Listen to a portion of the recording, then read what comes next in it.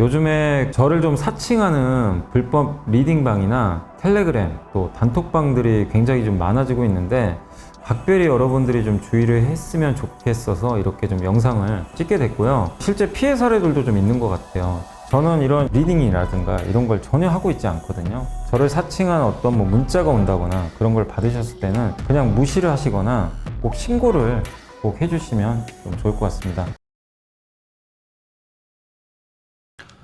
네, 안녕하세요. 2023년 11월 30일 시장 함께 읽기 시작을 하도록 하겠습니다. 저는 염승환 이사고요.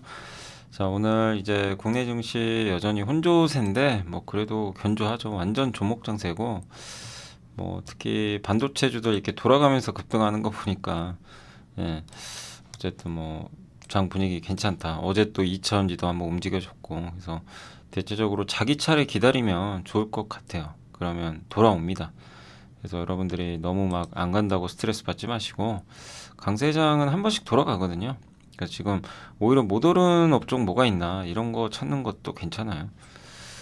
그래서 한번 그런 거 고민하시면 되겠고 일단 오늘 그 소개해드릴 보고서는 이제 4분기 모바일 메모리 판가가 폭등하고 있다고 합니다. 그래서 그거 관련된 내용하고 미국 ESS 시장 이게 의미가 있게 좀 좋아지고 있대요. 또 LS, TMC 그다음에 그 IBK 투자증권의 이동욱 연구원님이 특수가스 보고서 쓴 거 있어요. 그 TMC와 관련돼서 이제 그거 해가지고 같이 한번 엮어서 말씀드리고 고려아연, TLB, KCC, CJENM, KCC는 사실 어제 갑자기 급락했죠. 그 이유 하고요. 그다음에 CJENM은 갑자기 급등했죠. 그 이유, 그 내용들이고 그다음에 철강 업황 내년 전망. 그리고 금통이 오늘 열렸는데 금리 동결을 했는데 그 의미 그리고 내년도 스마트폰 그 전망 그렇게 해서 오늘 마무리를 하도록 하겠습니다. 일단 이제 4분기 메모리 판가 모바일 쪽이에요. 이게 폭등하고 있다는 이제 그런 내용인데 그게 그 상승이 본격화되고 있다. 그러니까 판가가 25에서 28% 원래 10에서 18 그러니까 오른다는 건 다 알고 있는데 그게 10에서 18%가 아니라 2배 정도 늘어나 한 25% 가까이로 보고 있고 또 10월 말에 이제 시장 조사 기관 트렌드포스가 4분기 가격 인상률 추정치를 DRAM이 5에서 8%인데 이걸 13에서 18% 낸드도 한 8에서 13이 아니라 10에서 15%로 증가를 했다고 합니다. 그러니까 이런 부분들은 굉장히 긍정적인 거죠. 예상보다 좋다는 얘기예요, 가격이. 그리고 그 이유 중에 하나가 이제 삼성이 DRAM 감산이 계속 이어졌고 사실 여기 김선우 연구원님이 감산 계속 해야 된다. 막 이 얘기를 계속 올 초부터 했어요. 근데 그걸 이제 정확하게 잘 보셨고 그 다음에 이제 원제트는 조금 이제 선단 공정으로 따지면 원제트, 원A, 원B 이렇게 가거든요. 그래서 ZA, B로 갈수록 미세 공정이에요. 그러니까 원 Z 공정을 좀 줄이고 있는 거죠.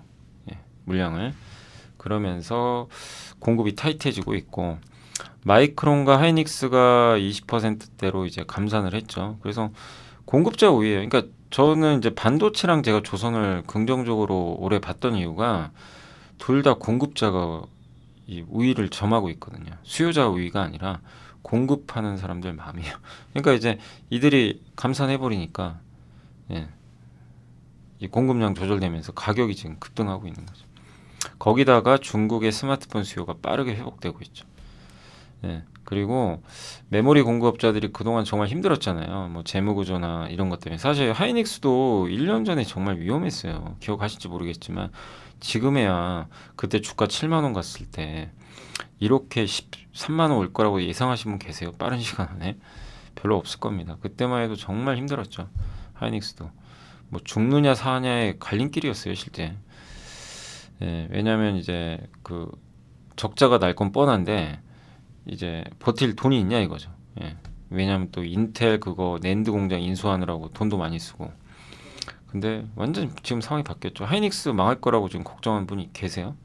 아무도 없잖아요. 오히려 삼성 걱정하고 있죠, 지금. 삼성 왜 이렇게 하이닉스에 밀리냐. 예. 그러니까 이게 완전히 상황이 좀 바뀐 건데 그만큼 이제 이런 지금 바뀐 상황에서 업황 좋아졌으니까 또 공급을 더 늘리거나 그럴 가능성이 높지 않은 거죠. 그러니까 계속해서 가격을 올리려고 할 거예요, 이들은. 예, 그 분위기도 지금 그런 상황이고, 그래서 아마 내년 2분기에 최대 상승폭 기록할 것 같다. 이렇게 예상을 해주셨고, 가격은 그 다음에 가격 인상은 이미 시작이 됐다. 예, 그래서 지금 보면 모바일 세트 업체 메모리 판가, 그러니까 모바일 스마트폰에 들어가는 메모리 가격입니다. 공급 가격이 저렇게 지금 급등하고 있다. 분기 전분기 대비. 예, 그 얘기니까 뭐 반도체를 섣불리 정리해서는 안 되겠죠. 지금 업황이 지금 올라가고 있기 때문에. 그러니까 미국의 ESS 시장 배터리 가격 하락수에 뭐냐면 ESS 대표업체가 플루언스인데 여기가 사실은 좀 적자날 걸로 예상을 했나 봐요. 근데 흑자났어요. 감가상각비를 제외한 에비타라고 하는데 여기 영업이익이 플러스 났는데요. 매출액도 기대보다 30%더 잘 나왔고 매출 총이익률도 11.3%로 증가를 했습니다. 이게 여기 플루언스만 그런 게 아니라 테슬라 에너지 부분 있죠. 여기도 ESS 하거든요. 여기도 매출 32%, 매출 총이익률 24.4%. 이유 중에 하나가 배터리 가격이 크게 떨어지고 있죠. 배터리 가격이 떨어지면 물론 이제 나중에 판가도 같이 떨어지지만 어쨌든 수요가 증가하겠죠. ESS 수요가. 예, 그래서 배터리 가격이 떨어지면서 작년보다 16% 정도 하락한 걸로 보고 있는 것 같습니다. 그래서 중장기적으로는 뭐 마진에 큰 영향 없지만 단기적으로는 오히려 원가가 저렴해지고 수요가 늘어나니까 좋을 수 있는 거죠. 예. 그리고 미국의 유틸리티 이게 발전소 향인데 여기에 설치량이 12.기가와트로 10월에 전망을 했대요. 근데 11월엔 14.1기가와트로 올렸다고 합니다. 그래서 중국 여기다 또 중국의 ESS용 배터리 수출량도 지금 8월에 2기가와트에서 10월엔 3.1기가와트로 성장했다. 예. 그리고 미국과 유럽에서도 주문량이 늘어나고 있다. 그럼 이렇게 되면 이게 좋은 게 뭐예요? 우리나라의 ESS 밸류체인도 공급 관련주도 4분기부터 수혜가 예상이 되겠죠. 예, 그래서 보시면 테슬라, 플루언스의 GPM이 뭐냐면 매출 총이익률입니다. 매출액에서 매출 원가 뺀 거죠. 이게 이렇게 지금 올라가고 있어요. 그다음 플루언스의 매출액 전망치가 이렇게 계속. 그러니까 이것도 구조적 성장이죠. 어떻게 보면 속도의 문제겠지만 그 다음에 ESS 배터리 가격 떨어지니까 원가는 떨어지고 연간 설치량 전망이 올라가고 있습니다. 그래서 이걸 보면서 우리가 느끼는 게 뭐죠? 그동안 ESS도 좀 우려했지만 ESS 밸류체인이 뭐예요? 서진 시스템 여기가 플루언스에 납품하는 회사고요. 이렌텍은 이제 가정용 쪽이죠. LG전자랑 같이 아마 사업을 하는 걸로 알려져 있고 YM텍은 이제 저런 데 들어가는 이제 EV 릴레이 뭐 이런 거라든가 부품사죠. 그래서 이런 기업들이 주가가 상당히 안 좋았어요. 근데 이제 저걸 보면 전방이 좋아지고 있다는 걸. 그래서 만약에 이제 이런 걸 갖고 있는 분이라면 주주분이면 이제 버티셔야죠. 예, 긍정적으로 바뀌었으니까. 예. 자 그리고 이제 LS는 신한투자에서 박광래 연구원님이 긴 보고서 썼는데 그냥 한번 LS가 이런 기업이구나 아마 아시는 분도 아시겠지만 정리한다고 보시면 되겠고 일단 주가는 구리 가격과 좀 연동이 많이 돼요. 그래서 LS전선, LSIND, LSMNM이 구리 가격이 오르면 판가가 올라가고요. LS일렉트릭과 LS엠트로는 주요 제품들이 경기에 민감합니다. 그러니까 이제 구리 가격이 올라가면 경기가 좋다는 얘기죠. 그 얘기예요. 그리고 구리는 탄소 중립, 그러니까 친환경 소재 중에 하나예요. 그래서 전기차에도 많이 들어가고 태양광, 풍력. 예, 근데 이제 단기적으로 공급 과잉 우려가 있었지만 중장기적으로는 우상향할 것 같다. 이런 내용이고 실적에서 제일 중요한 회사는 LSMNM입니다. 매출 영업이익이 꽤 큰 비중이고 그 다음에 영업이익 기준으로는 LS일렉트릭의 비중이 좀 꽤 크다. 이렇게 보시면 되겠고 전선도 중요하고요. 그래서 LSMNM이 이제 연결 자회사로 편입이 됐죠. 완전히. 그래서 일본 업체로부터 완전히 인수했거든요. 그래서 성장을 했는데 예, 올해 4분기부터는 또 작년에 인수했으니까 이게 기저효과가 사라지면서 성장률은 좀 둔화될 것 같다. 이렇게 보셔도 좋겠습니다. LSMNM부터 말씀드리면 국내 최대 전기동 제련 업체예요. 이게 제련 업체 뭐냐면 구리 원광 있죠. 그거를 구리 광산 업체로부터 사와요. 사와가지고 그거를 가공을 해서 실제 쓸 수 있는 소재로 바꿔주는 게 바로 이 제련 한다고 보시면 되겠고 사실 여기서 재련할 때 금은 황산 다 나옵니다. 그래서 금 가격 오르면 또 수혜주예요. 근데 여기서 이제 중요한 게 수수료인데 그걸 TC라 그래요. 예, 뭐냐면 구리 광산회사가 구리를 주죠. 원광을 넘겨줘요. 그러면 재련사가 그걸 받거든요. 받을 때 TC가 있어요. 그 수수료를 일부 이제 정해서 받게 되는데 이 수수료가 높으면 높을수록 LS M&M이 유리합니다. 재련사한테는 이익이고 광산 기업한테는 비용이에요. 그러니까 재련 수수료는 여기도 나와 있지만 경제적 가치가 없는 그냥 정광은 그냥 별로 쓸모가 없어요. 저거를 가공을 해야 돼요. 그래서 그걸 금속으로 바꿔줘야 되는데 그때까지 소요되는 비용을 광산업체가 이 구매 대금에서 야 너네 이걸로 이렇게 바꿔서 파니까 우리가 공제해줄게 그 비용만큼 그겁니다. 그러니까 이 비용을 만약에 올려주면 TC를 올려준다는 얘기는 많이 돌려준다는 얘기잖아요. 그러니까 M&M한테 좋은 거고. 예. 근데 만약에 공급이 그러니까 만약에 구리가요 좀 공급이 부족해요. 그러면은 재련 수수료가 낮아진다고 합니다. 왜냐면은 재련소가 원료를 확보하기 어려워지죠. 그러니까 LSMN 입장에서 저기 어디죠? 칠레로 갔어요. 거기 광산에 갔는데 거기 업체로부터 딱 가봤더니 구리가 별로 없는 거예요. 그럼 어떻게 돼요? 급하죠. 우린 빨리 구리를 확보해야 되는데 그러면 TC가 낮아진대요. 예. 그럼 이제 불리한 거죠. LSMN은. 근데 어쩔 수 없어요. 구리가 없으니까 좀 낮은 TC에도 그냥 가져와야 되는 거고 반대로 구리 광산을 딱 갔어요. 칠레. 근데 구리가 그냥 남아 도는 거예요. 그럼 어떻게 돼요? 예. 여유가 있죠. 우리 여기 안 하고 뭐 이게 너무 남는 거 아니야? 그럼 좀 더 TC 높게 주는 데로 한번 가볼까? 이제 다른 데랑 협상할 수도 있는 거죠. 그러니까 LS M&M이 유리해지는 거죠. 남아 도니까 우리가. 예. 그래서 더 높은 수수료를 요구할 수 있다. 그런 구조라고 합니다. 근데 안타깝게도 칠레 구리광산 기업하고 중국의 저도 이게 어떤 회사인지 모르겠는데 여기 구리 정제하는 이 기업 간에 수수료 협상을 했나 봐요. 했는데 좀 낮게 설정이 됐나 봐요. 그러니까 이거는 안 좋죠. LSMN 입장에서. 이게 저 TC가 올라가야 좋은데 그래서 아마 LSMN도 협상 결과가 만약에 낮게 나오면 그러니까 보통 이렇게 협상을 하거든요. 저 구리 그 광산 업체들하고 그게 낮게 되면 이익은 당연히 안 좋아집니다.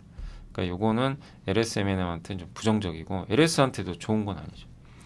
다만 설사 그래도 금 가격이 올라가서 만회할 수 있다. 이런 내용인데 그래서 앞으로 LS 볼 때 한 축은 이 재련 수수료 협상 결과를 좀 주목을 해야 될 것 같아요. 일단 조금 그렇게 좋아 보이진 않는 상황인 것 같고요. LS 전선은 국내 최대 전선 기업이고 마진은 그렇게 높진 않은데 초고압 전선으로 이제 다 바꿔야 됩니다. 해외도 이제 바꾸니까 특히 해상 풍력도 그렇고 수요는 는다. 예. 다만 이제 요새 풍력이 좀 안 좋다 보니까 조금 제동이 걸렸지만 뭐 구조적으로 수요 증가하겠죠. 그리고 LSIND는 미국의 전선 업체 슈페리어 액세스 지분을 자회사 통해서 갖고 있습니다. 그래서 미국이 막 통신망 깔고 막 이러면 수혜를 받아요. 그래서 이 슈페리어 액세스가 통신 케이블 제조하는 자회사가 또 있거든요. 요거 세발이라고 하는데 맞나요? CBL, CBL, CBL이라고 하는데 아무튼 여기에 대해서 2천억 원의 그 기업 공개하기 전에 미리 좀 투자받는 거 그거를 유치에 성공해서 기업 가치가 1조 원으로 평가를 받았다고 하는데 최근에 뭐 이런 수요가 좀 늘어나서 미국은 우리나라랑 다르게 우리는 이미 5G 많이 그 어느 정도 기지국을 좀 깔아놨는데 미국은 아직은 그렇게 많이 하진 못했죠. 그리고 또 케이블도 노후화돼서 아마 이쪽은 좀 괜찮지 않겠냐 이렇게 보고 있는 것 같고 LS 엠트로는 트랙터 한마디로 농기계 회사라고 보시면 되겠고 글로벌 농기계 시장은 지속적인 성장이 가능할 것 같다 이런 좀 내용이니까 이것도 참고하시면 좋겠습니다. LS M&M은 제품군이 이렇게 전기동, 금, 은 전기동이 메인이고요. 구리 가격이 오르면 좋고 TC 재련 수수료 이게 이렇게 올랐는데 아마 내년에 좀 둔화될 걸로 보는 것 같아요. 좀 최근에 이게 현물이거 그러니까 이건 계속 움직이는 거죠. 요거는 이제 그 고정돼 있는 것 같고 한 번씩 좀 장기간 계약을 하는 것 같고요. 요거는 계속해서 그때그때 상황들이 반영되는 것 같은데 조금 꺾이고는 있습니다. 그래서 LS는 전반적으로 산업재 기업이에요. 그래서 막 설비 투자하고 인프라 투자할 때 돈 많이 벌 수 있는 기업이에요. 그래서 올해 좋았던 거예요. 올해 그쪽 테마 좋았잖아요. 근데 올해 여름에 그냥 한번 2차 전지로 너무 오바래가지고 상한가 갔죠. 그 상한가 갔으면 사실 안 됐어요. 그때 후유증 때문에 지금도 고생하죠. 근데 지금은 주가 많이 낮아졌고 투자의 시대, 트럼프 된다고 투자 안 할 겁니까? 그래서 저는 긍정적으로 보고 있고 장기적으로는 좋게 봐요. 다만 올해 너무나 과도한 상승에 대한 후유증으로 더 박스권을 이어갈 것 같습니다. 그래서 당분간 박스권이고 PBR 0.6배로 주가 싸니까 어떤 분이 제가 그때 언제가 참 2주 전인가 그때 LS를 라이브 할 때 물어보셨잖아요. 그래서 제가 그냥 버티셔라 이렇게 말씀을 드렸는데 아마 12만 원에 아마 사신 걸로 제가 기억이 나요. 근데 그때는 투자하시면 안 되고 항상 주가 좀 싸게 사는 습관을 기르세요. 그래서 얼마 전에 8만 원 깨졌잖아요. 그래서 8만 원 이하는 굉장히 저는 그러니까 여전히 매력적이다라고 좀 보고 있습니다. TMC는 이제 하나투자에서 보고서가 나왔는데 목표 주가 낮췄지만 내용이 나빠서 낮춘 게 아니에요. 그리고 메모리 업계 왜냐면 주가가 많이 빠져서 그래요. 그리고 메모리 업계가 좀 감산하고 이 회사가 주가가 좀 부진했던 이유가 반도체 가는데도 못 갔던 게 낸드 비중이 높아요. 그러니까 낸드는 안 좋잖아요. D램보단. 그래서 실적에 좀 타격이 있었고 그리고 희귀가스가 작년에 막 전쟁 나면서 확 올라갔죠. 워닝머트도 비슷했고 근데 그게 반대가 되는 거죠. 요새는 희귀가스가 많이 떨어졌어요. 그러니까 실적이 안 좋겠죠. 왜냐하면 그런 희귀가스를 판매하는 기업이거든요. 예, 그래서 좀 이제 이런 이유들 때문에 올해 좀 안 좋았는데 이제 그래도 라인 가동률 정상화되고 낸드도 조금씩은 이제 회복될 것 같고 예, 그래서 더 나빠질 건 없는 것 같아요. 그래서 오늘 주가 좋았죠. 오늘은 이제 주가 급등을 했는데 그래서 이제는 나쁠 건 없다. 그리고 저는 이제 TMC를 제가 물론 이제 싼 기업은 아닙니다만은 긍정적으로 보는 게 왜 그러냐면은 어차피 특수가스는 많이 필요해요 앞으로도. 근데 이걸 만드는 업체는 한정돼 있는데 원래 외국 기업들이 다 독점하던 거거든요. 이거 디보란 같은 경우는 국산화를 해버린 거예요. 중수소. 굉장히 이게 중요한 소재들이에요. 특수가스로. 그래서 디보란 매출액은 내년에 256억. 중수소는 50억. 뭐 금액이 크지 않을 수도 있지만 저는 이제 저런 거에 대한 가치 부여해야 된다. 그래서 낸드 쪽도 근데 우리가 낸드도 무시하면 안 되는 게 AI 시대니까 뭐 낸드는 D램이 더 중요하다 이런 얘기 하지만 낸드도 왜 필요하냐면은 특히 테슬라 자율주행은 동영상으로 학습하죠. 근데 그 동영상 데이터를 어디다 저장해요? 낸드에다 다 저장하겠죠. 그죠? 예. 그럼 낸드 수요가 늘어날 가능성도 있어요. 그런 쪽에서. 예. 그래서 막대한 동영상을 저장하는 그 용기는 사실은 낸드거든요. 예. 그래서 이걸 또 우리가 너무 무시해서는 안 됩니다. 예. 아무튼 이제 그렇기 때문에 낸드도 어느 시점에서 좀 좋아지지 않을까. 그래서 이제 여러분들이 그러면 디보란과 중수소가 도대체 뭐냐 이럴 수 있잖아요. 이 보고서에 안 나와요. 그래서 제가 IBK 투자증권에서 제가 아마 추석 때쯤인가 한번 이거 정리해서 한글날인가 한번 올려드렸던 걸로 기억나요. 이 보고서를 따로 해가지고 그때 테슬라랑 같이 그 내용 중에 디보란하고 제가 중수소만 빼왔습니다. 다시 이렇게 복습하면 돼요. 이렇게 해서 공부하시는 거예요. 그냥 뭐 주식 투자가 뭐 거창한 게 아니고 이런 걸 통해서 디보란이 그럼 한 번 더 보는 거죠. 디보란은 반도체하고 태양광 도핑할 때 필요한 물질이다. 그래서 폭발 위험이 높고 굉장히 만들기 품질 관리도 어렵고요. 굉장히 어려워요. 이걸 관리하기가. 그래서 몇몇 업체만 지금 취급을 하고 있고 근데 낸드에 많이 들어가요. 확실히. 예. 근데 이게 왜 중요하냐면 낸드가 고단화되죠. 뭐 120단, 170단, 200단, 300단.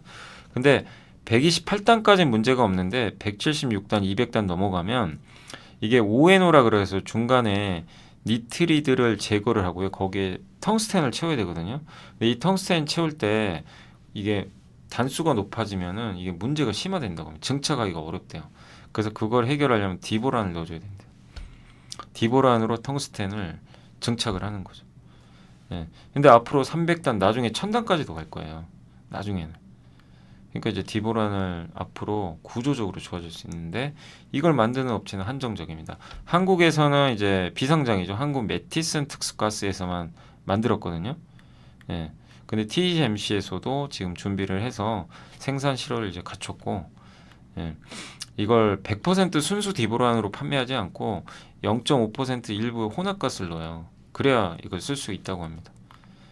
예. 그래서 TMC도 생산 능력이 확보됐고 이제 추가 증설 중인 걸로 좀 나와 있고, 그래서 하반기부터 지금 공급이 더 늘어나지 않을까 이렇게 좀 보고 있는 것 같습니다. 아무튼 디보라는 굉장히 좀 어려운 소재 중에 하나고, 그 다음에 미국 플로리다의 회사가 화재 사고로 수급도 좀 약간 타이트해서 괜찮지 않겠냐 이렇게 보고 있는 것 같습니다. 그래서 내년을 기대하고 있어요. 어떤 건지 알겠죠, 디보란도. 중수소는 이게 어닐링 아시죠? 어닐링. 우리 DIT나 저기 이오테크닉스 공부할 때 레이저 어닐링 하잖아요. 그러니까 이제 웨이퍼에 손상이 있을 때, 예.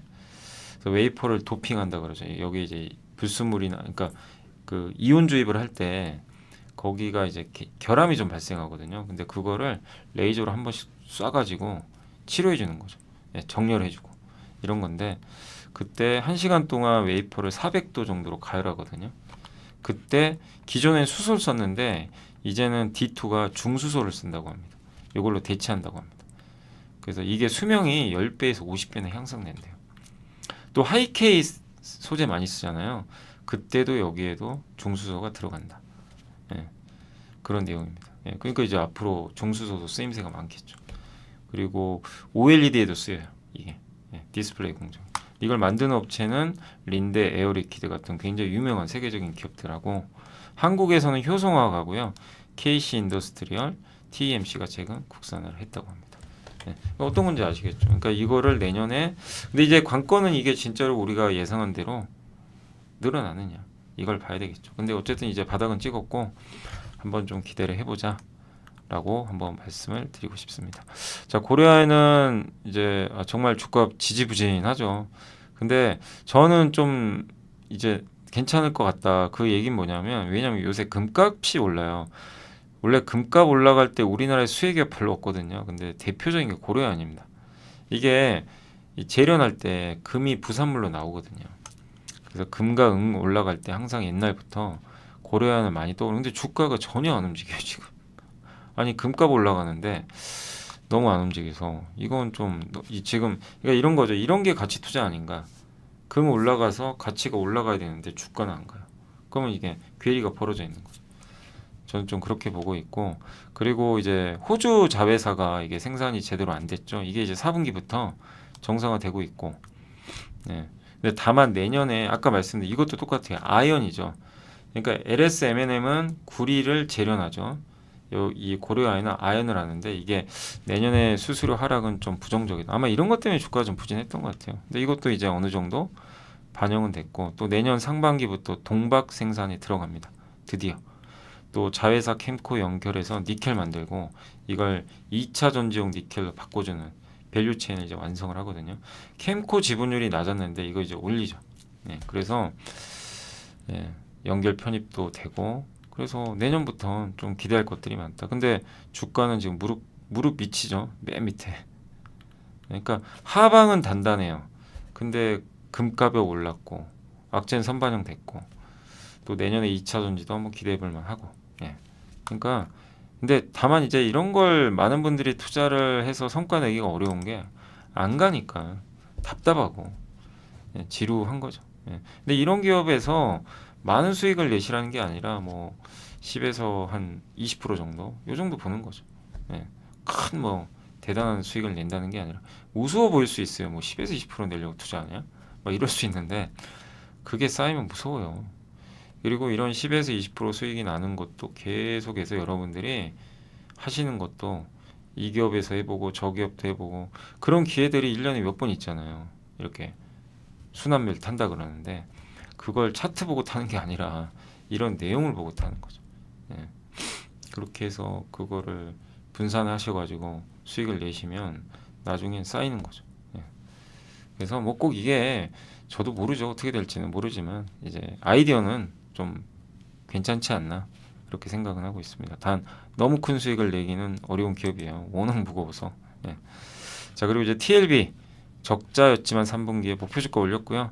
4분기에 좋아질 것 같다. 요 내용이고, 메모리에 거의 특화된 회사입니다. 메모리 업황 좋아지고 있잖아요. 그러니까 이제 수혜 받을 수밖에 없고 DDR5 비중이 굉장히 높습니다. 예. 그래서 메모리 좋아지고 DDR5 좋아지고 이 두 가지 요건에 맞는 기업 중에 하나가 TLB죠. DDR 비중이 앞으로 내년에 더 급증할 겁니다. 그 이렇게 DDR5가 되면요 기판 가격이 올라요. 업그레이드해서. 그리고 SSD 있죠. 이 낸드 쪽인데 요것도 증산을 한다고. SSD 하면 항상 떠오르는 기업 중에 하나가 뭐 많은 분들이 그 생각하셨던 게 여기가 이제 네오셈하고 그 엑시콘 같은 기업들이죠. 항상 SSD 테스트해주는 그런 기업들도 뭐 괜찮으실 것 같고 또 고객사가 이렇게 증산을 하면 여기 들어간 모듈 기판도 요 TLB가 하니까 괜찮으시겠죠. 그래서 내년 25년까지 좀 좋은 흐름 기대하는 것 같고요. 또 지금 업황이 이제 막 반등하기 시작했으니까 또 온 디바이스 AI로 스마트폰 밸류 체인이 이제 관심이 증가하는데 스마트폰에 들어가는 저 AI 기능 요거 수혜주는 심택이죠. 저번에 한번 공부했죠. 근데 PC 쪽은 여기입니다. PC는 DLB, 심택은 스마트폰. 이렇게 보시면 될 것 같아요. 그래서 AI 기능이 들어가면 D램과 낸드 채용량이 늘어납니다. 기판도 업그레이드 될 거고. 그래서 이런 이제 측면에서 TLB도 좀 관심을 가져보자는 그런 내용이니까 참고하시면 되겠고, 그다음 키움에서 나온 보고서인데 전일 주가 하락 관련 코멘트인데 어제 KCC가 이 기사 때문에 좀 그랬더라. 한 언론사에서 24년 2조 원의 인수금융 만기되기 모멘티브란 실리콘 회사 인수했잖아요. 근데 이거는 28년이 만기다. 이거 정정해야 된다. 요렇게 좀 써주셨어요. 뭐냐면 KCC가 모멘티브 인수 당시에 인수금융 2조 원이 발생했는데 현재 리파이낸싱이 완료가 돼서 만기는 이제 28년이라고 합니다. 그러니까 저거는 기사를 좀 정정해야 된다. 요 내용이고 그 다음에 이제 24년 5월을 목표로 현재 모멘티브 기업 공개를 뉴욕 정권거래소에 상장 추진 중인데 일단 진행 중이래요. 근데 이제 저걸 상장을 하게 되면 인수금융 저 이제 돈을 갚는 거죠. 그렇게 할 것 같고 만약에 불발되면 잔여 지분 20% 있거든요. 이거를 이제 4천억 원 매입할 가능성이 있습니다. 근데 이 돈이 있냐 이거죠. 부채가 좀 있다 보니까. 근데 일단 이 KCC는 원래 상장사 지분 좀 많이 갖고 있어요. 특히 삼성물산 지분이 9.3이나 돼요. 그러니까 꽤 큰 금액이죠. 그리고 이게 거의 한 1조 원 가까이 되겠죠. 그 약 2조 원 이상의, 그러니까 현재 약 2조 원 이상의 증권을 갖고 있는데, 뭐 한국조선해양도 예전에 한번 좀 팔았거든요. 그러니까 이걸로 충분히 충당 가능할 것 같다. 추가로 돈을 빌리진 않을 거래요. 그렇게 얘기를 했나 봅니다. 그리고 이제 주력은 실리콘인데, 요새 실리콘 가격 좀 오르거든요. 근데 원재료는 떨어지는데, 옛날에 비쌀 때 원재료 샀던 게 있어요. 그게 아직은 이제 해소가 안 되고 있어요. 그러니까 그 비싼 원재료가 지금 투입이 되니까 실적이 안 좋은 거죠. 근데 이건 반대로 생각하면 저게 다 투입이 끝나면 지금 원재료 가격이 떨어지죠. 옛날에 비싸게 산 게 순차적으로 떨어지면 재고가 그럼 이젠 싸게 매입한 게 내년부터 반영될 거 아니에요. 그럼 내년엔 당연히 좋아지죠. 그걸 보자는 거예요. 그러니까 이 애널리스트 의견은 지금을 보지 말고 내년을 보자. 근데 그렇게 따지면 KCC는 투자를 해야 되는 거죠. 그죠? 근데 이게 반대라면 오히려 지금 막 실적 좋고 막 이런 그 싸게 산 것들이 막 투입돼 가지고 막 숫자들이 잘 나오는데 근데 앞으로 몇 달 후에는 이게 반대로 뒤집힌다. 실적이 안 좋아질 거다. 그러면 주식을 비중을 줄여야 되는 거죠. 그잖아요. 우린 미래를 보고 하는 거니까. 그래서 뭐 지금 나쁘게 보지 말자는 그런 의견인 것 같아요. 그래서 저는 이제 부정적 기사로 주가 급락했지만 보유하신 분들은 뭐 너무 걱정할 필요 없고요. 결국엔 시간 문제 아니겠냐. 그리고 오히려 지금 무릎 정도 밸류로 또 떨어져 버렸어요. 그러니까 오히려 기회가 아닌가라고 생각을 하고 있습니다. 그다음 CJ ENM이 어제 올라간 이유가 갑자기 올라가는데 TV인가 웨이브 합병한다는 얘기가 있었대요. 기사에. 그래서 아마 요게 좀 호재가 되지 않았나. 일단 합병하면 좋죠. 가입자 증가하고 이제 넷플릭스를 거의 위협할 수 있는 수준까지 가게 되고요. 제작 원가도 절감하고, 그 다음에 가격을 더 올려버릴 수도 있는 거죠. 근데 난관이 있다고 합니다. 웨이브에 투자했던 그 사모펀드나 이런 쪽에서 2천억 규모 지금 전환사채 만기 다가오는데 이거 어떻게 해결할 거냐. 그다음 공정거래법상 지주사, CJENM은 지주사라고 보시면 되는데 여기가 비상장 자회사 지분을 40%까지 확보를 해야 되거든요. 근데 그럴 수 있겠냐 이거죠. 합병을 해도 지분율이 40%안 되거든요. 그러면 그만큼 돈을 더 태워야 돼요. 그러니까 자금이 많이 든다는 거. 예, 그리고 이 플랫폼 모두 다양한 투자들이 다 들어가 있거든요. 그러니까 그 많은 투자들을 충족하기도 쉽지가 않고, 예, 그래서 어느 정도 좀 약간의 양보가 필요하지 않겠냐. 그리고 합병하면 점유율이 30% 넘어가니까 공정거래위원회에 결합심사도 통과해야 된다. 근데 어쨌든 난관은 있어요. 그래서 쉽진 않을 겁니다. 이게 되기가 만만치는 않지만 그래도 어쨌든 합병 자체 이슈가 터졌다는 건 호재죠. 예. 그리고 일단 2조 원이 넘는 지금 순차입금에 대한 개선 방안들도 만약에 더 현실화 된다면 잠재력은 커질 것 같다. 일단 넷마블 지분 갖고 있거든요. 근데 둘이 뭐 이렇게 시너지 효과가 거의 없거든요. 그래서 아마 이걸 가지고 교환사채 발행해서 현금을 확보할 가능성도 있고요. 그다음 피프스 시즌 미국의 영화나 드라마 제작사인데 이거 일부 지분 매각 가능성이 있지 않냐. 당시에는 CJ에서 적극 부인했대요. 아니다. 근데 이제는 파업이 종료되고 정상화 시작되니까 제값 받을 수 있으면 사실 매각하는 것도 나쁜 거 아니에요. 이게 피프스 인수에서 도움이 안 돼요 지금 사실상. 그죠? 적자는 더 커지고 현금으로는 나빠지고 이거 인수하면 돈도 많이 쓰고 그러니까 제값만 받는다면 뭐 매각하는 것도 나쁘진 않죠. 오히려 시장 호재로 받아들이겠죠. 또 빌리프랩 이게 엔터사죠. 요거 지분 매각까지 감안하면 1조에서 1.5조 원까지. 근데 물론 이건 이제 매각을 했을 경우죠. 예. 그래서 일단 재무구조 개선을 할 수 있는 매각이 가능할지는 좀 지켜봐야 되겠습니다. 아무튼 25년도 예상 영업이익의 한 10배 수준인 시가총액 2.5조 원 내외까지는 뭐 상승 여력 충분하고 요새 또 넷마블 지분 가치도 올라갔으니까 그러니까 이제 더 나쁠 건 없는 것 같아요. 이제 이런 것들이 좋아지는 방향으로 가니까 그래서 차근차근 재무구조 개선하고 막 이런 것들이 나온다면 뭐 이제 CJ ENM의 주가에도 오적이지 않겠냐 하는 그런 시각인 것 같습니다. 이게 티빙의 주요 주주고요. 이게 웨이브 있죠. 주요 주주인데 정말 많죠. 웨이브는 SK 스퀘어가 최대 주주입니다. SBS도 있고요. MBC, KBS 각각 있어요. 그리고 여기는 티빙은 CJ ENM 말고 뭐 KT 스튜디오, 지니도 있고 네이버도 일부 갖고 있어요. 그러니까 너무 이해관계자가 많으니까 합병이 사실 그렇게 쉽지는 않습니다. 현실은. 예. 근데 저런 걸 극복하고 합병한다면 큰 호재가 되겠죠. 그리고 점유율로 보면 확실히 맨 위에 있는 게 이게 넷플릭스고 그 다음이 이제 티빙이죠. 티빙, 뭐 웨이브, 뭐 이렇게 뭐 쿠팡 플레이가 2위로 올랐었죠. 쿠팡 플레이, 그다음 티빙, 웨이브. 근데 요새 여기 보이세요? 밑에 확 치고 오르는 거. 요게 디즈니 플러스입니다. 왜냐하면 그 디즈니 플러스가 이번 무빙이란 드라마 저도 봤거든요. 너무 재밌더라고요. 근데 무빙이란 드라마가 비기틀 치면서 확 올라왔어요. 예.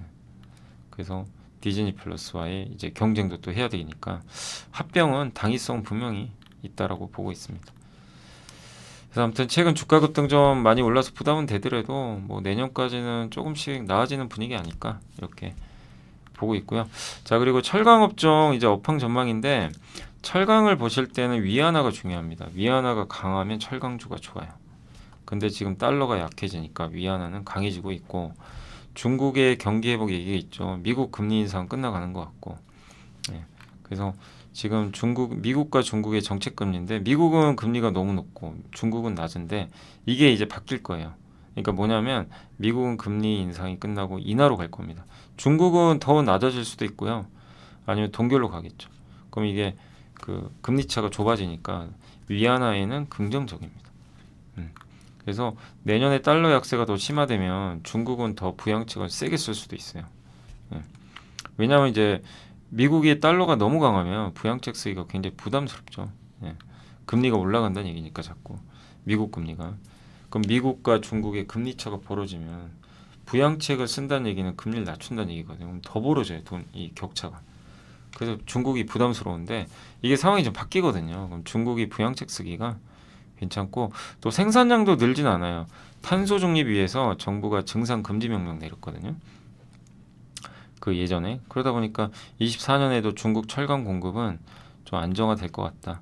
2020년 9월에 시진핑 주석이 온실가스 배출 2030년 정점 넷제로 탄소 중립 가자 이래가지고 철강 회사들 증산을 금지시켜 버렸어요. 여기 보시면 꺾이죠. 네. 이 그래프 보시면 여기에 정점 찍고 20년에 생산량 줄고 있죠. 수요가 부진해가지고 철강주들이 안 좋았는데 확실히 저거는 조금씩 줄고 있는 거죠. 그래서 내년에도 중국 철강 생산이 크게 늘지는 않을 걸로 보고요. 여기에 중국 유동성은 확대가 될 걸로 보이고 2015년, 16년, 20년, 21년이 그 사이클이었거든요. 네.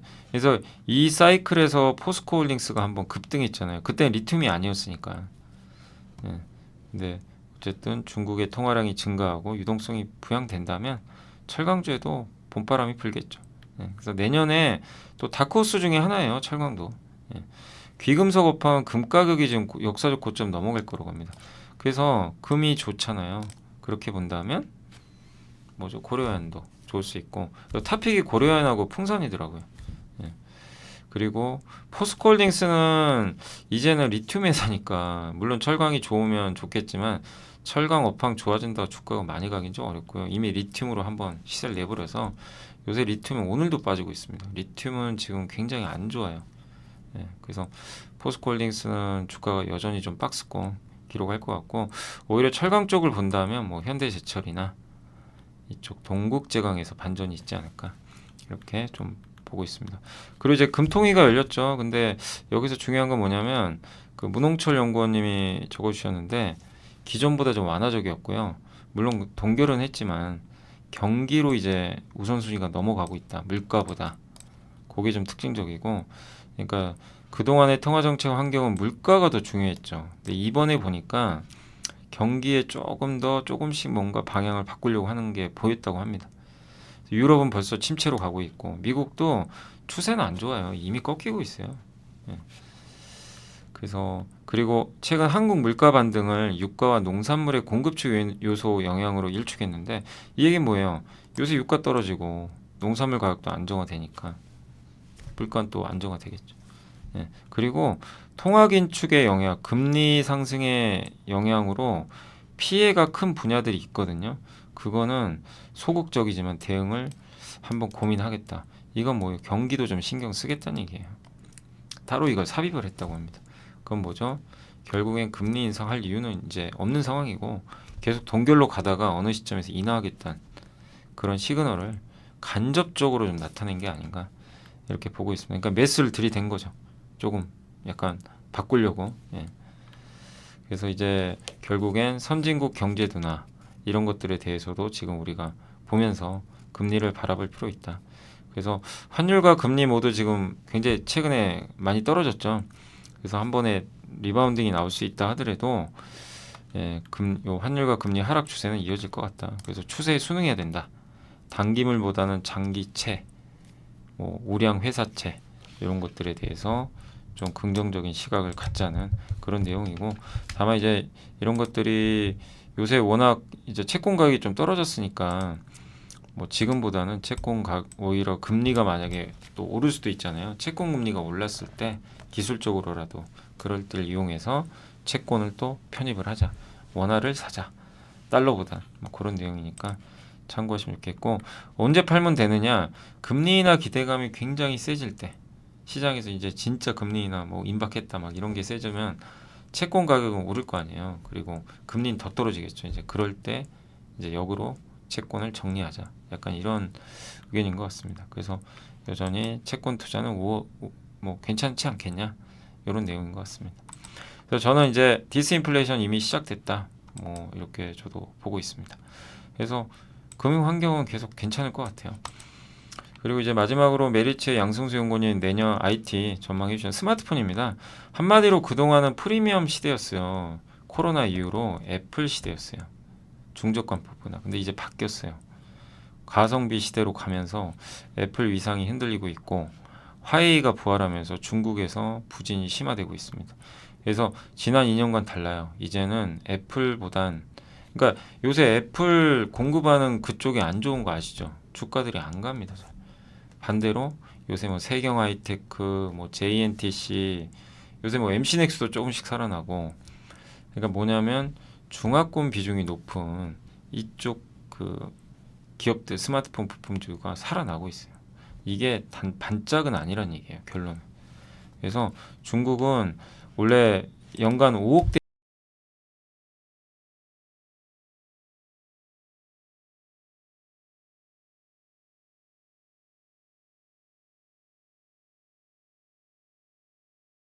근데 하반기는 바뀐다. 일단 1, 9월에 중국업 세린이 뭐냐면 제조사가 예를 들면 삼성전자가 중간 유통상 있죠. 여기다 넘기는 거예요. 그거를 세린이라고 합니다. 이 세린이 줄어들었대요. 그럼 뭐죠? 안 만든 거예요. 스마트폰을 줄여버린 거예요. 예. 셀술은 뭐냐면 그 중간 유통상이 소매상 있죠. 저기 대리점 같은데 거기다 넘기는 거. 그러니까 셀수로보다 세린이 이게 줄어들었다는 얘기는 이게 애초에 중국 스마트폰 회사들이 안 만든 겁니다. 잘 수요가 부진할 것 같으니까 수요 안 좋을 것 같아. 근데 한 번씩 수요가 튈 때 있거든요. 그러면 긴급 주문을 넣어가지고 그냥 부품만 잠깐 구매하고 또 말아버려요. 그러니까 반도체라든가 스마트폰 부품을 굉장히 적게 가져간 거예요. 스마트폰도 많이 안 만들었고, 근데 갑자기 스마트폰 생산 대수가 큰 폭으로 지금 증가했습니다. 이러면 이제 채워 넣어야 되거든요, 부품을. 그래서 부품 발주가 있을 것 같고, 이미 지금 주간 스마트폰 판매량 데이터도 애플 제외하면 전년 대비 성장세고, 상반기와 다른 점은 화이, 그 다음에 오포, 비포, 샤오미, 중국 기업 중심으로 성장하고 있어요. 예, 그게 좀 다른 점이죠. 그래서 재고 확충 시작될 것 같다. 요 내용이고, 중국의 양호한 이유 4가지. 화웨이가 복귀했고요. 엄청난 판매 성장인데 중저가 폰도 이제 나옵니다. 12월에 노바 12 시리즈. 그래서 화웨이가 내년에 무려 7,500만 대. 물론 전성기보단 적어요. 그래도 우리나라 인구 수보다 더 많죠. 그 정도 출하할 것 같고, 이제 화웨이가 잘하면요 샤오미도 같이 갑니다. 견제해야 되니까. 그 다음에 광군제, 상수월, 1분기 춘절, 2분기 내년 2분기 전자선거래 6.18 계속 판촉하는데, 그 판촉 행사할 때 과거에는 뭐를 했냐면 재고떨이 하느라고 거기에 초점을 맞췄는데 이게 아니에요. 이제는 진짜로 파는 물량들이죠. 그래서 재고 확충을 아마 할 것 같다. 폴더블 스마트폰도 흥행하고 있고요. 중국 경제 성장 내년에 좀 낫지 않겠냐. 이런 걸 종합해보면 반짝 상승이 아니다. 그래서 3억대 회복할 것 같다. 중국 스마트폰 내년에 8.6% 정도 성장을 예상을 하고 있습니다. 그리고 3분기에는 늘어난 이제 출하량은 늘어났는데 주문은 그렇게 많지 않았대요. 그럼 이제 쌓겠죠 주문을. 그래서 재고 확충 수요는 이제 본격화되지 않겠냐. 2년간 부진했던 거 끝. 그래서 내년 중국 스마트폰 애플보단 중화권 업체에 주목하자. 거기에 납품하는 대표 기업들 삼성전기, 뉴프렉스, 세경하이테크 이런 기업들을 탑픽으로 꼽아주셨습니다. 그래서 이 진한 파란색이 셀인이에요. 줄어들었죠 확실히. 예. 재고가 많이 없다는 얘기고, 중국 스마트폰 생산은 이제 늘어나기 시작했습니다. 점진적으로 출하량 진한 거 튀어오르죠. 화웨이 월별 판매량, 그 다음에 내년도 출하량 급증. 지난 3년간 화웨이는 없었어요. 예. 그러니까 내년이 그냥 근거 없이 좋아지는 게 아니라 이런 이유들 때문에 내년이 좋아진다는 얘기예요. 예. 그래서 애널리스트 분들이 하는 역할은 이거죠. 왜 좋아져? 근거를 제시해야죠. 이런 것 때문에 좋아진다. 여기에 찬성하시는 분은 저런 중화권 스마트폰 납품하는 기업들을 쌀 때 투자를 하시면 되고, 저거에 동의 안 하시면 딴 걸 하시면 돼요. 그게 이제 여러분의 선택의 문제인 거예요. 그렇게 이제 보시면 될 것 같습니다.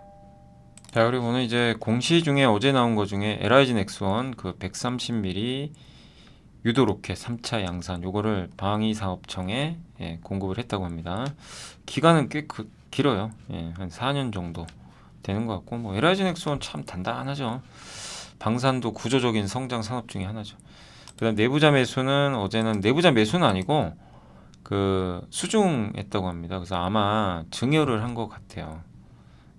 그래서 여기 윤종국 씨가 750만 주를 아마 윤지호님이 아드님인가요? 제가 이게 성별은 제가 잘 모르겠고, 아드님인지 따님인지 제가 정확히 모르겠지만 아무튼 사내 이사께 750만 주를 증여를 한 공시가 있습니다. 보통 이렇게 증여하면 나쁘지 않다. 또 세진중공업은 사실 LPG나 이런 이제 뭐죠? 그 연료 탱크 같은 거 만들거든요. 그래서 주로 현대미포나 LPG 운반선에 좀 특화된 기업 중에 하나인데 참 주가가 못 갔어요. 실적이 좀 부진해가지고. 아무튼 이제 이런 또 공시가 나왔으니까 또 내년에 뭐 업황 자체는 괜찮잖아요. 그래서 주가도 조금 회복이 됐으면 좀 좋겠네요. 그래서 이런 이제 공시가 있었다는 거 한번 참고하시면 또 좋을 것 같습니다. 자, 그리고 이제 시장 한번 또 이렇게 점검을 좀 한번 해드릴게요. 오늘 이제 장이 끝났고, 한번 오늘 또 어떤 식으로 좀 전개가 됐는지 한번 말씀드리겠습니다. 오늘 일단 코스닥은 1%나 급등했는데요. 이게 갈수록 상승폭이 늘어났고, 아까 제가 방송 찍을 때만 해도 혼조세였는데, 코스피도 확실히 공매도 이후로, 그러니까 이때 기회였죠. 명확하죠. 이때 아마 투자하시기 싫으셨을 거예요. 막 빠지니까. 그때가 기회였고, 이렇게 또 올라가면 사고 싶으시죠. 근데 그걸 바꿔야 투자해서 성공할 수가 있는 것 같습니다. 어쨌든 지금 뭐 기업 지수 볼 필요는 없어요. 그냥 시장에 집중하시면 되고, 오늘 외국인 기관들 많이 샀고요. 업종으로는 오늘은 2차 전지 어제부터 달려갑니다. 그래서 이수 스페셜티 케미칼 오늘 웬일로 CIS가 한 8% 가까이 급등을 했습니다. 아바코, 뭐 미코도 좋아요. 미코는 사실은 뭐 반도체죠.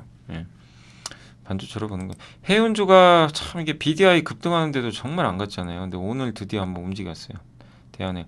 근데 페노션은 좀 아쉬운 게 저 그 HM의 인수전만 아니면 주가가 벌써 저 위로 가야 되는데 인수 그것 때문에 위가 막혀버렸어요. 그러니까 사람들이 대한해운 사는 거죠. 지금 다른 해운주를.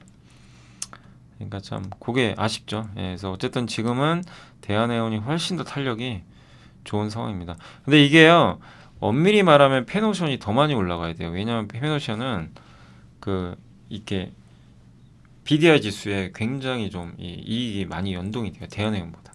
근데 지금은 바뀌었어요. 왜? HM의 인수전 때문에.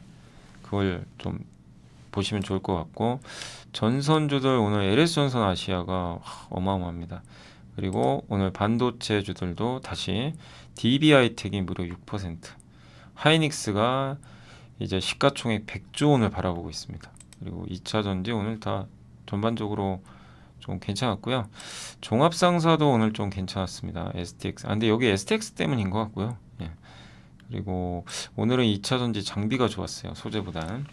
윤성, CIS, TSI 이쪽 다 좋았고, 또 2차 전지 소재 쪽은 한솔케미칼이 오랜만에 좋았네요. 여긴 사실 그 반도체로 봐야죠. 반도체. 그리고 HBM 관련주들도 역시 뭐 오늘은 와 제우스가 웬일입니까? 제우스가 최근에 그렇게 많이 오르지 못했는데, 이게 사실 제우스는 우리 공부해봤지만 매력 좀 있죠. 세정 장비랑 그 다음에 그 뭐죠? 로봇 갖고 있잖아요. 협동 로봇. 근데 사람들이 로봇인 건 잘 몰라요. 근데 그때 함께 배우기에서 한번 좀 분석을 해드렸는데, 당시에는 주가가 안 갔지만 어쨌든 이제 뒤늦게 가는 것 같습니다. 그래서 오늘 제우스 좋았고, PSK 또 올라갔고 다시 올라갔고, 요새 좀 빠지다가 한미 오픈 엣지는 적자 났거든요. 주가 그러니까 이게 지금은 실적보다는요 그 AI로 가는 거예요. 그러나 사실 오픈 엣지 좋은 건 아니에요. 저는 개인적으로 지금 주가 올라왔을 때 조금, 물론 뭐 이게 안 간다는 아닌데, 오픈 엣지도 굉장히 기술력이 있어요. 다만 이게 아쉬운 게 흑자를 내야죠. 돈을 좀 벌어주면 좋겠는데 그건 조금 아쉬운 부분인 것 같습니다. 오로스테크, 하이닉스 뭐 오늘 좋았고, 다만 오늘 이오테크닉스는 조금 빠졌던 것 같고요. 그 다음에 3D 낸드 쪽도 DNF 좋았고, 반면에 오늘 테크잉, PSK는 조금 빠진 것 같습니다. 그리고 2차 전지, 석유화학, 뭐 초전조체, 그리고 요즘에 조선주들도 꾸준해요. 뭐 한국조선해양 여전히 싸고요.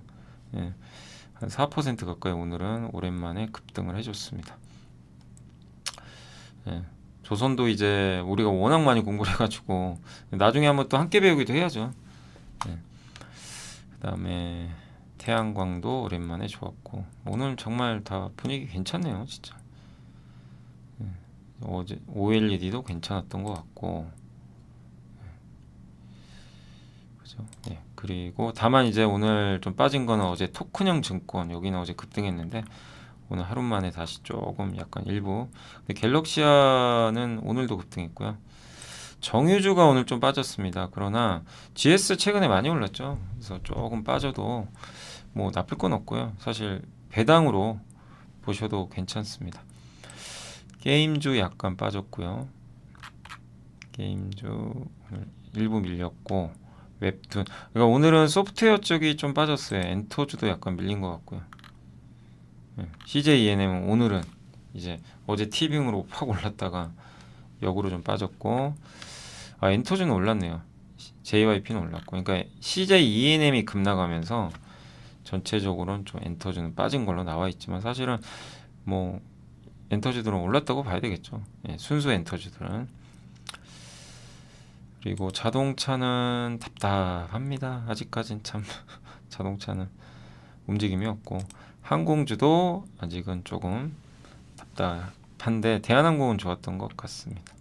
화장품 좀 쉬어갔고요.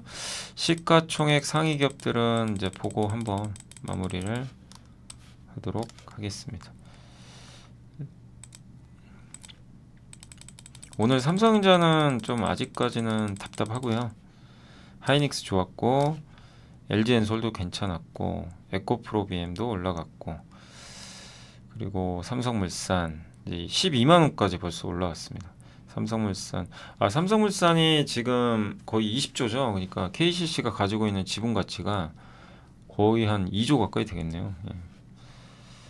그리고 LG전자는 좀 빠졌고, 셀트리온 헬스케어 이제 4% 급등했고, 조선주 좋았고요. 두산에너빌리티, 한국조선해양, LNF 오늘도 급등했습니다. 두산로보틱스는 오늘도 급등했습니다. 대단합니다. 시총이 6조 원까지 갔고, 그리고 하나솔루션, 제일제당은 좀 빠졌고요. GS 빠졌고, 흡프스프가 오늘도 8% 급등했습니다. DB하이텍 요새 분위기 좋죠. 클래시스가 오늘도 5%, 대한통운 5%, 페노션 3%, 한솔케미칼이 진짜 완전히 뭐 정말 왕따 당했잖아요. 소재주 중에. 근데 오늘은 그러니까 반도체 소재도 괜찮았던 것 같아요. CS윈도 좋았고, 게임존 좀 빠졌고요.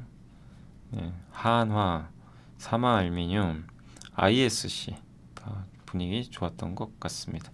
자, 그래서 오늘 이제 정리를 해드리면 한마디로 주도주는 누가 뭐래도 반도체입니다. 반도체가 주도주가 맞고요. AI랑 관련된 이제 그 상황에서 조선주가 지금 뒤를 딱 치면서 따라가고 있고, 로봇주는 좀 각자 움직이는 것 같고, 피부미용 의료기기도 여전히 좋고, 그래서 시장은 이런 이제 주도주들 중심으로 움직이는데, 아쉬운 건 삼성전자가 안 가요. 여기서 전자가 가주면 이제 코스피 2600 가는 거죠. 근데 그게 언제쯤일진 알 수는 없지만 삼성전자가 좀 빨리 좀 가줬으면 하는 좀 그런 바람을 담으면서 오늘 방송은 여기서 마무리하도록 하겠습니다. 자, 오늘 고생하셨고요. 사실 오늘 제가 아침에 저기 건강검진이 있어가지고 저기 이제 3%에는 못 나갔는데, 건강검진 잘 하고 왔고요. 제가 내일 어쨌든 또 그 방송에서 또 찾아뵙도록 하겠습니다. 사실 제가 내일은 거기 어디죠? 그 매일경제 그 강연회가 있어요. 그 매일경제 서울 머니쇼 그게 있어가지고 제가 이제 내일은 조금 장 끝나기 전에 방송을 마감을 해야 돼가지고 내일은 좀 장중에 방송 녹화한다는 것만 좀 참고해 주시면 감사하겠습니다. 자, 오늘 방송 여기서 마치도록 하겠고요. 저는 또 내일 찾아뵙도록 하겠습니다. 감사합니다.